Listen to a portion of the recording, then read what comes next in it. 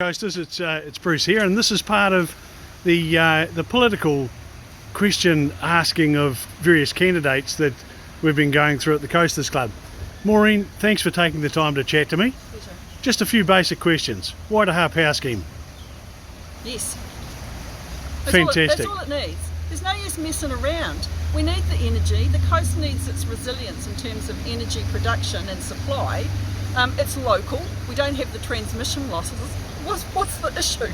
Our team in Harry that are processing logs that have been recovered. End of the story or the beginning? I hope it's the beginning, Bruce. My members' bill was drawn out of the ballot this week. What that does is gives the Director General of Conservation the ability to approve any extraction of logs out of the forest after an event, a weather event. But we've got a great template now that was developed during the temporary legislation after Cyclone Eta. Unfortunately, that finished last year. My bill sets it up to be a permanent arrangement. It's not wholesale slather. What it is a very targeted and specific extraction that is approved by the Director General of Conservation, and taking into account the health and safety and also the value of that timber and the damage that potentially could be done. So all considered. So before you get on your green horse and go ranting and raving about wholesale destruction, as I heard it was during the Cyclone Eta bill, this is not what that's about. We have proved the template works and it can be managed extremely well in the forest. So I look forward to that one progressing, Bruce. No mining on stewardship land? Actually, that stewardship land is public land and we're public.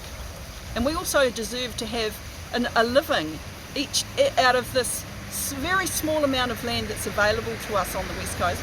And if people want to come down and actually have a look at what happens during a mining operation and after a mining operation, because what I've noticed out there is that people are showing photos of moonscapes, which are the very worst photos that can be shown. You don't very often see photos of the restoration, the replanting, and the pride that people have in putting things back.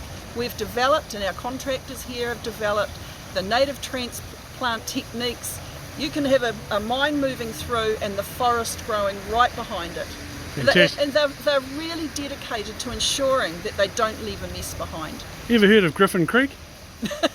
I have indeed. It's just up the road from my house. How far? Oh, 5-minute drive if that. You're joking? No.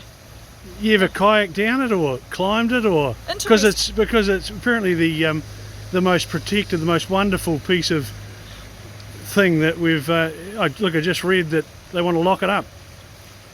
Isn't it funny? As soon as anyone else wants to do anything on some of this land or in our waterways, they suddenly become the most important things that anyone's ever known about. Nobody knew about Griffin Creek except the locals.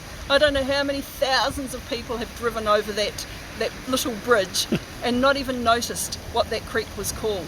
I tell you, if those people want to set up a very small run-of-river hydro scheme in a little creek like that, really there is room for everyone, Bruce.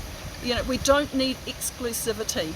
Those kayakers and canyoners, they can still do what it is they want to do, keeping in mind they've never done it there before, but they can still do it. It doesn't lock anyone out. Now, headline in the paper the other day, tax is love. What do you make of that? Not much, no. And this is what that translates to me is, the more we love you, the more we're going to tax you. And you know what? They're going to love the hard-working Kiwis more than anybody else.